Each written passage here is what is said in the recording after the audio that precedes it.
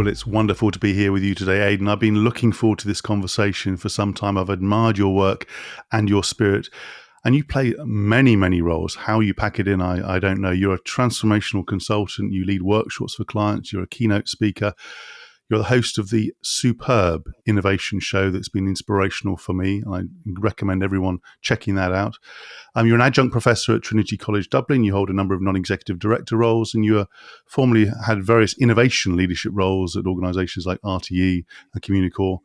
And in a former life, even though you're still very young, you're a professional rugby player turned commentator. Wow, you pack a lot into your life. Welcome to the show, Aidan. It's great to be with you, David, and I appreciate your support and indeed that you listen to my show. So thank you very much. And you're doing a great job with your own show as well. Some stellar guests. Indeed, including yourself, of course, including yourself. So we're going to talk about the mindset of leaders and how critical it is at the moment in particular to have a mindset of permanent reinvention, which is the topic of your book, which I have right here. Undisruptable. The mindset of permanent reinvention for individuals, organizations, and life. And I love the book. It's obviously relevant. It's packed full of fantastic stories, and you're a master storyteller, creative illustrations, and tips that you can use literally right after you read it. So congratulations for that. Thank you. So let's get stuck in. I mean, we hear that term around mindset all the time in different contexts, and that sort of permanent reinvention. Just kick us off with a simple question. What is it, and how do we use it? Well, it's funny. Mindset to me is a way of seeing things. So one of the terms I reiterate throughout the book is you can't change business models till you change mental models. You don't change what people do until you change how they think. And that includes a lot of the work we both do as consultants, creating a culture for innovation, creating a culture where there's psychological safety. You had my friend Jim Dietert on your show before talking about choosing courage. So having a place where it's okay to speak up, including saying that's a terrible idea. But you'll be surprised how few organizations invest in that culture of innovation. It's all about the ideation. And that's actually a little bit of the easy part. So from a mindset perspective, the way I see it is it's like a set of lenses through which you see the world. And I actually think about this regularly, and you mentioned all the various hats that I wear. I actually think of them as various lenses that you wear, and that they all culminate one on top of the other, and they give you a unique worldview then as a result. So the more lenses you collect, the better, or the more diverse your view. And that also speaks to diversity in organizations, neurodiversity, having lots of different people coming together to actually see the same thing differently, and then have a culture where they can speak up to be able to voice those things. So that's the mindset piece. And the mindset for me is like the software of evolution. So if you think about the brain, it evolves really, really slowly.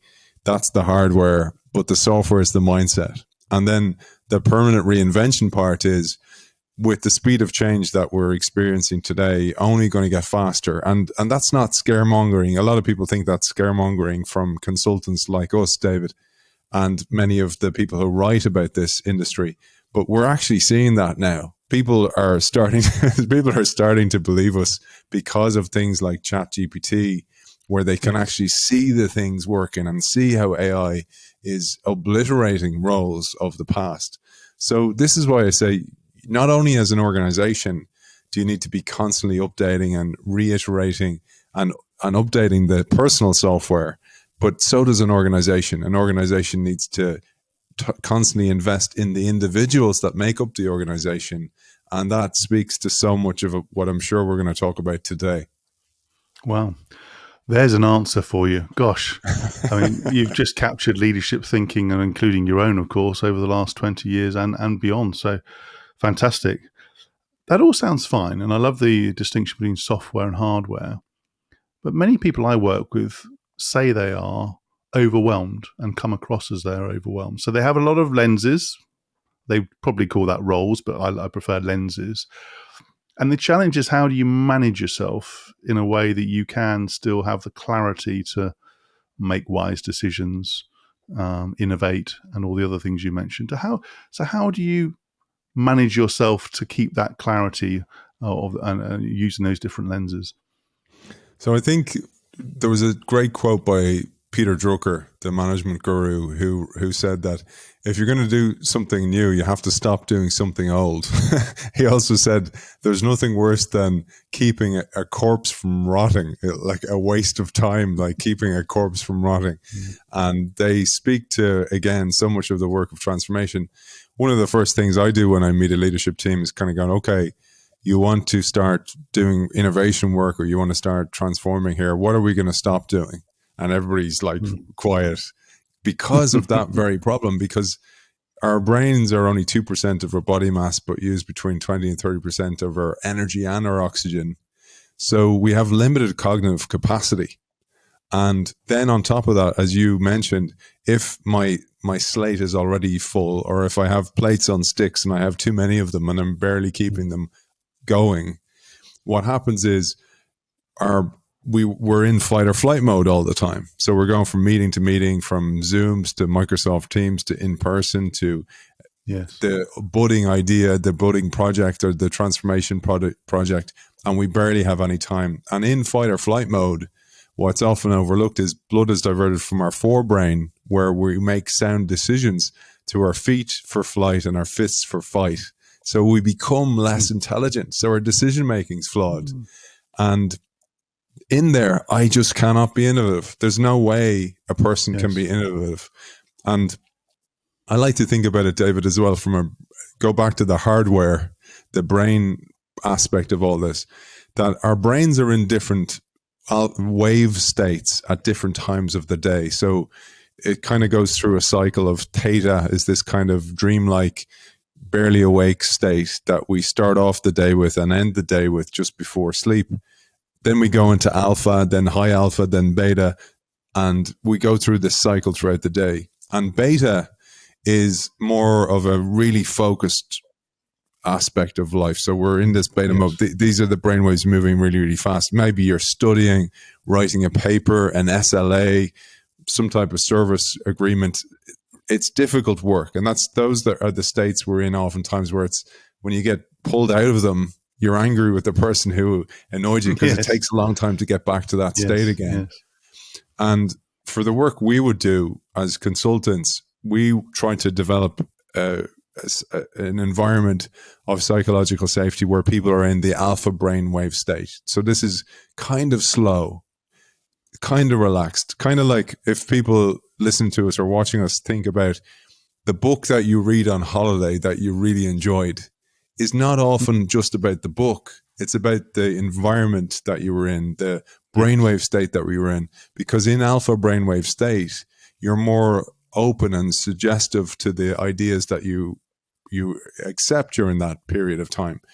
So very, very few leading executives get time to do that.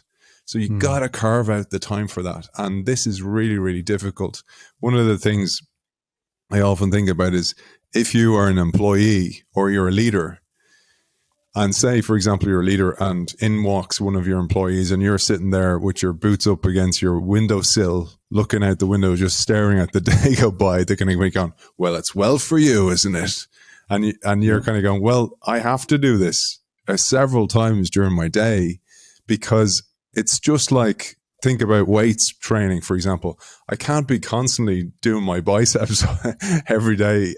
I need to give it that time for it to recuperate. And it's the exact same for our brain. We need that blank space or that white space in order to give ourselves a rest, in order to go back and do the work again. Yes. And in order to do that, you need, I guess, trust between yourselves in a team so you can understand what you're doing, rather than, in that case, thinking that person's lazy or not really committed to the cause. Actually, that it's a necessary recharging. But also getting to this state where you have enough space to feel uncomfortable as you're looking to tackle difficult problems. And that's a theme in your book and your work and your life, actually, of being uncomfortable. So take me through perhaps an example of your own where you felt deeply uncomfortable, but you also know that it's part of a process to improve yourself, to reinvent yourself. Yeah, so I'm going to use a metaphor. One of the metaphors that I use in the book here is, I call it the crab curve. So what we're talking about here is, if you think about the idea of a crab, so some of our audience live near a beach, say, for example, and you might see an empty crab shell on the beach, on the shore. And where I was mistaken about what that meant in the past, I thought it was a dead crab. I thought it was the remains of a crab that had been washed up on the shore. But actually what it is a crab, just like a caterpillar, for example, or even spiders, outgrow their shell and they shed that shell and grow a bigger one. And I thought about how if you feel stuck in a role, that what happens to the crab is exactly what happened to us. For the crab, it feels uncomfortable and the inside of the shell is not smooth. So it grates and it scratches and it's itchy for the crab and they have to get rid of that shell. And I think this is what happens to many, many people if they don't feel like they're making progress in the role. Yes. And that progress may be learning, it may be stretch assignments, it may be just trying out new things, it may be for some people, they don't need that, but most people do. Most people need to be feeling like they're making some type of progress. And oftentimes the people who stay in an organization and don't have job mobility don't continually reinvent and update themselves. And as a result, don't feel that they can go out to the job market. So they are literally stuck in their shell. Yeah, they're just like the crab. So that's what that idea of discomfort is. And I have felt that a couple of times when I get to this level of comfort in a role and the only thing I can do is go adjacent. There's no progression to kind of go, okay, what's the next thing, etc. And this is not in a way like being high dopaminergic. Dopaminergic people are those people who are high dopamine, where you have to kind of go, let's do this thing, let's do that thing, and you're never actually executing. When you've executed it and you've leaned it out and it's really efficient, what you should be doing with that excess revenue or resource is reinvested into the next thing. Because case study after case study after case study proves that if you don't, you'll ultimately meet a decline. And the best organizations, and I'd wager the most enduring individuals, are the people who take that excess time that they carve out and reinvest it in themselves. Organizations do the same thing. As you're going through that process, how do you manage the more vulnerable moments that many of us feel, where in the one hand, in a good moment, you think, I'm going through it, it'll be better for me in the long run. But right now, I'm not sure I'm doing the right thing. It feels a bit uncertain. I'm leaving behind stuff I know. How do you manage that sense of maybe anxiety, degree of fear, sense of vulnerability as you're going through that reinvention? So this is where it's difficult for somebody who has dependence. So when you have, this is the whole idea, the whole idea of couch surfing in your 20s, where it's, I'm the startup founder. I stay on my friend's couch. They're working for a big consultancy firm. They're kind of funding me at the early days. And then I make it as a startup founder. So those stories are few and far between, but they're the ones that are celebrated. So I often think about, go back to the crab for a moment, that when the crab actually sheds that shell, it needs to go into some type of hiding mode. So it needs to, usually this, if you can think of like a bare-skinned crab with the shell taken off, it actually literally has to grow a new shell. And in that moment of growth between one phase and the next, it's vulnerable. And the exact same thing happens for us. So we need to surround ourselves with people who'll support us on an individual level, people who'll buy into our vision, because most people won't. And some people won't because they are genuinely concerned for you. But many people won't because they don't want you to move ahead, because they don't want you to change. Because if you change, you may no longer be their friend, or you may expose their inertia. And that's an important aspect of this as well. So as an individual, surrounding yourself with people who'll support you, and but not losing sight of the fact that those people who actually come up with criticisms or point out that threats that are in the environment, that's a good thing as well. You need those people. For me, that's my wife. And my wife, and people often kind of go, oh yeah, nagging wife. I actually think if you actually turn your wife or your partner into an ally, who will tell you the truth where others won't, it's very, very valuable. It's extremely valuable to listen to that voice, because it's very, very rare that you'll have a friend like that who will actually speak the truth to you. So that's one other thing. And then to top this off, Dave, because you asked a very valuable question, is if you are like a period like today, so with inflation, etc., and you don't have something planned or you haven't been working on something, my advice is don't jump, because you don't just jump out there if you've never done something like this before. I always talk about that. If the rug's going to get pulled from under your feet, have another half knitted rug below there ready to go.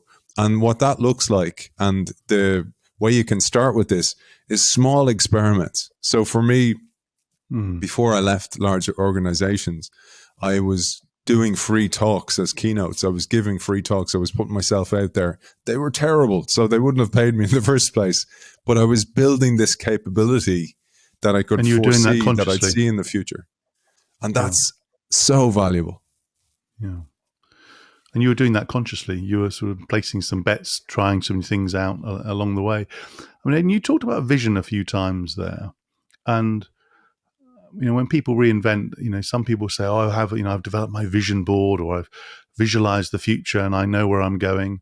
Others play a more emergent role where they have some sense of vision, but actually they just want to move. They know they need to move for a number of reasons. How deterministic are you about visioning as part of this process you're talking about? How important is it to sort of set out the big vision for yourself or for your team or organization?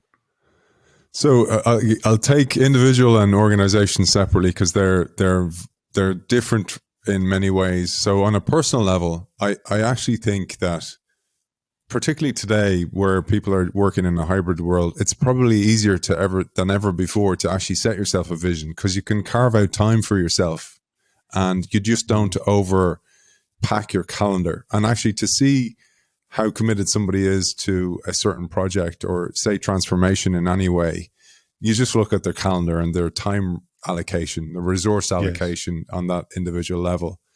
So on an individual level, let's go there first. I think having a fuzzy vision is important. So it's like this North Star, because you're never going to imagine it exactly as it will turn out. And you'll take lots of ebbs and flows as you try to get to that vision. But you got to have something to aim for. And what I talk about in the book is, I call it the WASP trap, which is wandering aimlessly sans purpose. And I'll give you quickly that story of where that came from, David, if that's okay. Please the WASP, what happened for us was we were going to Centre Parks, which is, you have them in the UK and they're across Europe. It was a brand new open place here in Ireland where it's in the forest and you rent a cabin. And we decided as a family we were going to try that. So we're waiting to check in, and a wasp flew in the window, and my son was flailing badly in the background. I was like, what's going on? And he asked a very valuable question. He goes, "Dad, why do wasps attack people? It's always at the same time. It's always in August." And I was like, I never observed that before. I never noticed that before. So I turned it into a project for us to check out. And I found this so valuable. So essentially what happens is, when a queen wasp emerges after hibernation, the very first thing she does is set about building the nest. And for any busy parent you'll know out there, you'll know that it's very difficult to feed your children and feed yourself. So you'll eat the scraps, etc. But wasps have evolved magnificently to solve this problem by not eating at all. So you know the way wasps have that really thin waist? Yes. The reason is that after the queen lays the eggs, the new batch are all queens as well. So they're all females, and they all can't eat either. So what do? So when the larvae are fed chopped up insects, they produce this sugary spit, and their big sisters come along and they lick that spit. So there's this kind of reciprocity between the larvae and the female wasp. So they go through this cycle, knowing what to do all the time, because the queen wasp releases a pheromone, and the pheromone almost orchestrates what time of the cycle it is, until at the very end of the summer, this time my son observed, when the queen wasp stop releasing this pheromone, so it signals it's time for a different life cycle stage. So she stops laying eggs. Yes. The bigger sisters come back again. There's nobody there to give me my sugary substance. So what do? They target your kid's ice cream or lollipop, Yes, your picnic, yes, and my son in the car with the ice cream in. And what I talk about, I call this the wasp trap, because this idea of, if I have nothing to aim for, I'll just do loads and loads of different things, loads of random things. Now that's fine, but you have to start to try and get it towards a vision of, what am I good at? What could I be good at? What gives me pleasure and passion? What would I do if I actually wasn't getting paid very well for it? All these questions, like you with this podcast, or like me with my podcast, I started off doing it out of pure curiosity. And then it became this thing that gave me access to amazing people. It gave me knowledge that I wouldn't ever have learned otherwise. It gave me a competitive advantage as a consultant, because I was constantly learning, etc. Yes, so that's the type of thing where on a personal level, you want to have a vision, and therefore you have something to aim for. And there's an amazing quote. It was a biblical quote, and it's where there is no vision, the people will perish. And perish is a really important word. It's a Hebrew word, and it means, it refers to a binding for a woman's hair. And what it was talking about was, you need to actually bring those people together like a binding. Otherwise, the hair will just blow aimlessly in the wind. So that's the individual level. And then on an organizational level, if you don't give people something to aim for, that's bigger than what they do every day. So what I talk about is the why needs to be bigger than the try. That people will come together and feel that they're part of something. They'll feel they're part of a community. They'll feel like they're not just a cog in the wheel, but they're actually aiming towards something bigger than themselves. And that's where the organizational vision becomes so important. Brilliant. And you've shown already in this conversation, Aidan, that you love to use stories, anecdotes, illustrations, and you do that in your posts and your article and throughout the book, and I'm sure in your keynotes too. Tell me about your process. Is that something you are naturally gifted at? Some people start from being a kid and they just tell stories, and obviously they evolve and improve, but it just comes naturally to them. Others have to develop it, manufacture it, and learn it. In a nutshell, what's your process of developing and using stories? Yeah, so happy to share. The telling, I think, becomes easier after you write it. So I have, for the innovation show, I call it the innovationshow.io. And there was a reason I picked .io, because it refers to input output. And I think of it that way, that I have all this knowledge coming in, and if I didn't release it, I'd explode. So the writing about it is the synthesizing of it, and that's like the output, giving it back out there. So is the show itself. And I edit the show myself as well, to get a second bite of the cherry of the knowledge that is in those shows. So that's how I do it. But the trick I use, and I'm happy to share this for the book as well, is that I have a specific email address, just a Gmail address that's free for anybody to set up.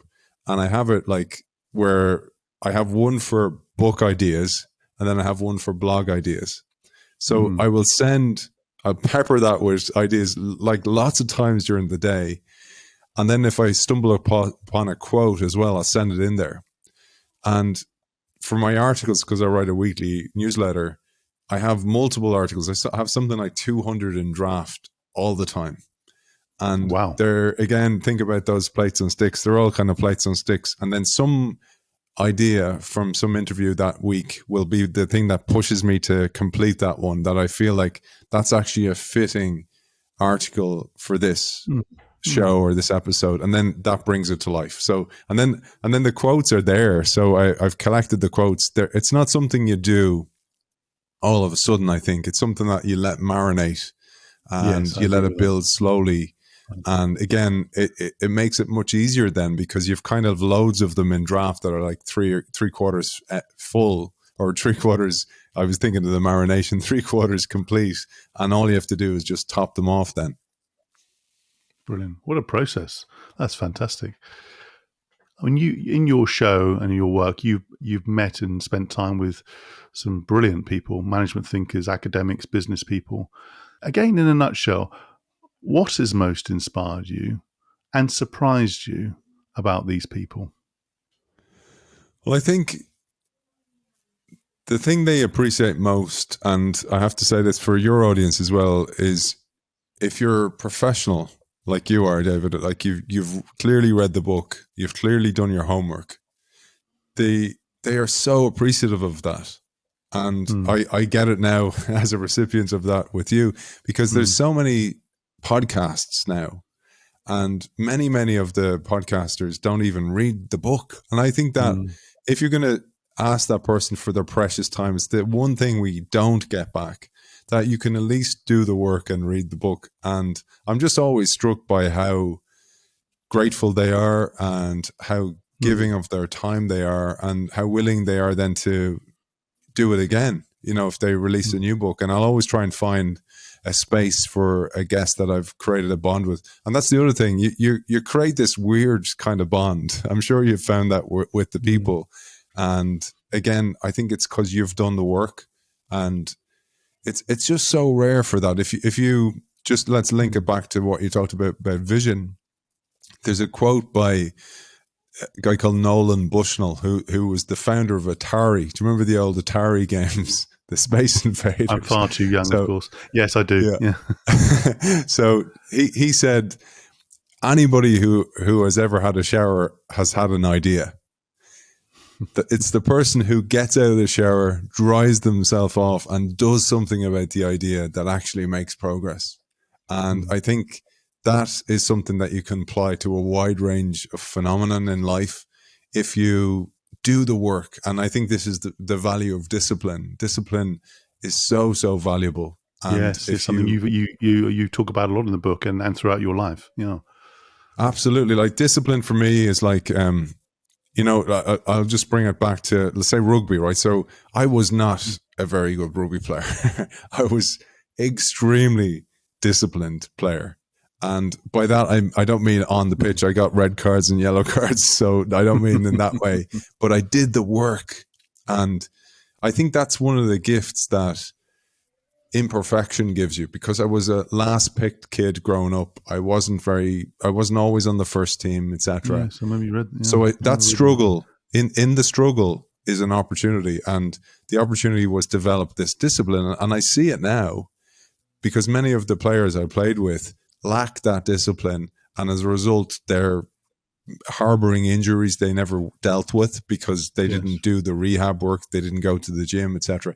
I go to the gym now, and it's no longer for cosmetic reasons. It's actually paying it forward to the 80, 90, 100-year-old self. That's my vision, where I'm No, walking that's very around good. nimble as That's can very good. be, because I'm doing the work today. And I think Yes. that's a nice model to have in your head. And that discipline is like, it's like another lens. You can apply it to absolutely anything, whether it be writing, going to the gym, producing a podcast weekly, whatever it might be. Discipline is the power behind all of those things. And I guess the thing there is that in having that discipline and applying it literally every day in different ways, you're creating more space for that exploration, experimentation, innovation. The reason I say that is quite a few people I've come across in some ways think there's a trade-off between discipline and innovation or performance. Oh, it's going to constrain you. Oh, it's going to limit you. Oh, and actually the opposite. Because it channels your ideas and gives you more space to wander for a while because you're disciplined on the other things that need to do. And that's something you accentuate, right? It's a paradox in a way. Beautifully said. It's so true. So even in innovation that's done well is extremely disciplined. So there's different types of innovation, as people may have kind of had. Those people who work in innovation will know this. One of the biggest problems with the term innovation is people perceive it from their own context all the time. But one of the innovation models say is efficiency innovation. So this is making a Yes. product better and Yes. better and better.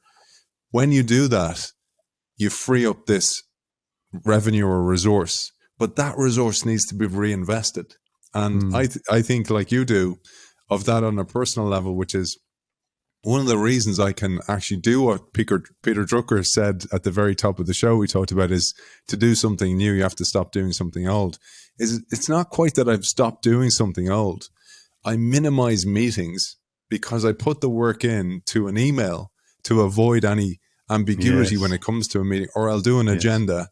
That frees up time for me to sit over. I have a special chair over there that I sit in, putting on special music to get me into that alpha wave state so I can read. So my reading is more effective. So when I apply myself to a task, I know that I'm doing that task to the best of my ability, which means there's no wasted time. And, you know, and I think about this with everything, David, not in a nerdy way, but it's like the one thing we don't get back is the time. So I cycle in to town to where my studio is here. The reason I cycle is because the cycle saves me about 40 minutes of being stuck in traffic, which is really stressful, high beta mode. It's very difficult to even listen to an audiobook when you're stuck in the car like that, because you have to concentrate and you're multitasking. So I take the time, I cycle, but that 40 minutes I save, I put it into the gym. So that's a consolidation of time, and that's how I kind of think about these things. Is how can I structure, and even my day, like the top of the day, I'll do my heavy lifting, like writing and reading. I'll do that at the top of the day because I know I'm in that alpha wave state at that time of the day. So I get through the work quicker. Wow, I mean, I'm now reflecting on myself in terms of the amount of reinvention I need to do to emulate some of the practices you've just talked about. So, but before I go into a state of depression, I don't know what that is. That's not beta. I can tell you it's worse than that. What do you struggle with then? For all those great practices and habits, which is a question you've answered, I always ask on Lanceville on the Line. But what do you struggle with in terms of, you know, whether it's aspects of your mindset, aspects of your daily habits? Come on. Give us the more vulnerable, Aidan. Yeah, absolutely. So I still wonder sometimes, could I have made better decisions in the past that would have maximized? So say with rugby, for example, like, and I have to always remind myself, I wasn't that good of a player, and I did very well for that type of player. I remember, I even did a closure on this. Like, I met my coach when I played for Ireland. I met the coach, Eddie O'Sullivan, and I asked him the question. I said, look, do you think there's something I could have done to have played more times for Ireland? And he's like going, look, Aidan. Now, he didn't make any comment. He said this: there's three types of player. There's a talented player, there's a disciplined player, and the role of a coach is to make the talented player disciplined. He goes, you did very well. So I kind of just, I was like, this relief came over me. It's like, oh, thank God. So I have to think about this. Like my base point, my starting point was much lower than many of my colleagues who were naturally gifted, naturally talented, schoolboy heroes, none of which I was. And I only started really playing rugby at 16, and I played for Ireland when I was 23. So I was only kind of playing for 7 years. And then I went on to play for Leinster and Toulouse, the two best clubs in Europe. But that realization you just had allows you closure, right? Allows you exactly space and momentum. It took me a long time. So that was a big struggle of mine. And then the other one is not to be always thinking about this stuff. So when it's around you all the time and it's in your arena, it's constantly in your mind, I have to really work to be present. So one of the great things about being a lone wolf consultant is you can choose your own hours and your time, etc. And I have to say that to many of our audience. I have that luxury, so I can organize my day that day. I don't have to go to that pesky meeting where I have to report on stuff, all that kind of stuff that used to drive me mad. But then when I'm with my children, so my kids are 9 and 13, that I'm actually present and I'm not thinking about this stuff, and I'm not. So that aspect of being present is one of the things I'm really, really working hard on. And actually, to get to that, my latest project is working on lucid dreaming, because the whole idea of lucid dreaming is to show yourself that you can be intentional about your own reality, and B is that it helps you wake up and appreciate when you are awake. And I really like that contrast Beautiful. of lucid dream. By knowing when you're asleep, you know when you're awake. And if you're awake, be present. You're such a wise person, and you illustrate it so beautifully and colourfully. I mean, which leads me on. You mentioned that as a project, but where is your next leap forward? What does your next S curve look like? So just to say, for me, wisdom is having made the mistakes and then trying to create. But there are plenty some of people who've made mistakes and not that wise afterwards, to be honest. You know. I'm showing what I'm working on in real time here. So my next project is I've started. One is writing a new book. That's one, and that's a bit of a cop out to say that I think, because of the amount of content that's coming in here. It would be remiss of me not to write a book. But the other then is L&D content. So I've started creating L&D content because I do think learning and development. Change business models till you change mental models. You can bring in consultants and have them show you new structures and frameworks, etc. But the only way to change how people think is drip irrigate the change to them. So when I grew up, my parents had a nursery where we'd grow plants. And one of my jobs as a kid was to water the plants. And one of the first things you learn is you can't over water it, because all the soil will come spilling out, etc. And I think about us that way because of that limited cognitive capacity. So bringing in a consultant and giving a keynote speech is a bit of a cop-out unless it's part of an overall process. And that process needs to be slow and steady, just like a brand building exercise or just like building any new habit, because behavioral change is habit change.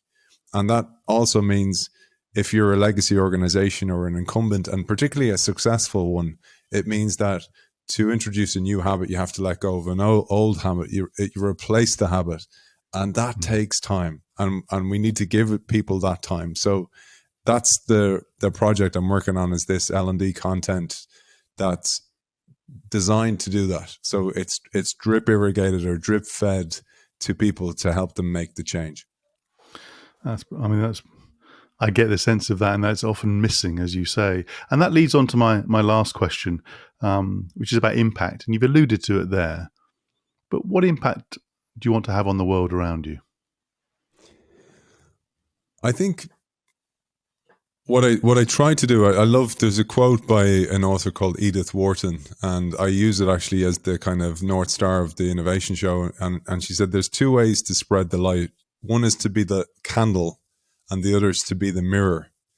And I think of the show, and even doing sessions like this or keynotes or workshops or that L&D content I talked about, that's what I call my candle work, where I'm actually originating the content, or I think I am, because I'm absorbing so many stuff I don't know which is mine anymore, but I think I am originating this content to be able to synthesize things I've learned, use metaphor and story in order to connect with people so they really get it and they can make a change and change their lenses themselves. So that's the candle work. And then the mirror work is the show. That's where I interview these great people like you do every week and just share it to people, and hopefully that makes a change as well. So you're kind of hitting them from a few different angles, because I feel incredibly grateful to have had multiple lives within the life I've had so far, and I intend to have multiple more.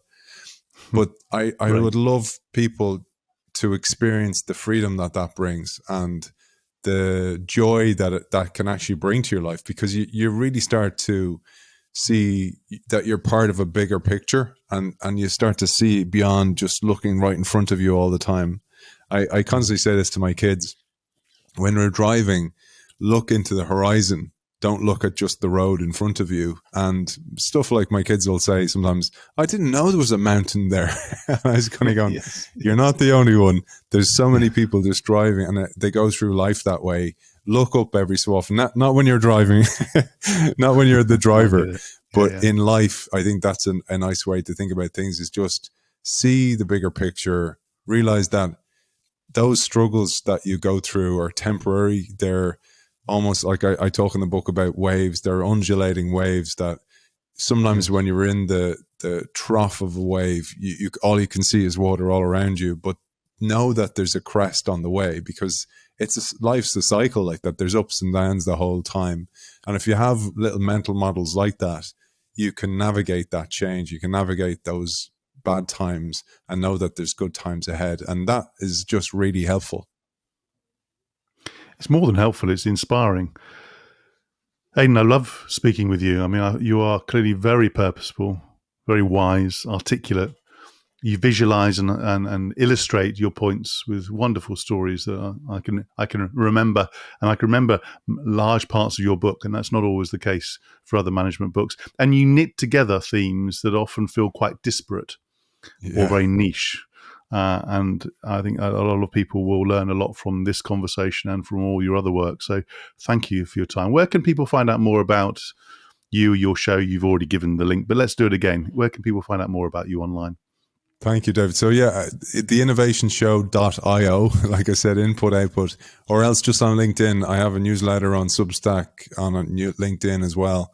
And you'll find me hanging around LinkedIn, sharing stuff. I might even overdo it, but again, it's fantastic material. You will learn not only about innovation and transformation, but also about literature, sport, music, and various other aspects of your life. So, it's a good way to reinvent yourself and refresh yourself in those domains. Thank you, Aidan. Well, thank you. That was another edition of Lansfield on the Line. I do hope you enjoyed this episode as much as I did. Please do check out the other episodes in the series. Sign up to the YouTube channel and to the podcast. And if you're feeling especially generous, do give us a nice rating. Aidan, thank you ever so much again. An absolute pleasure. Thank you, David.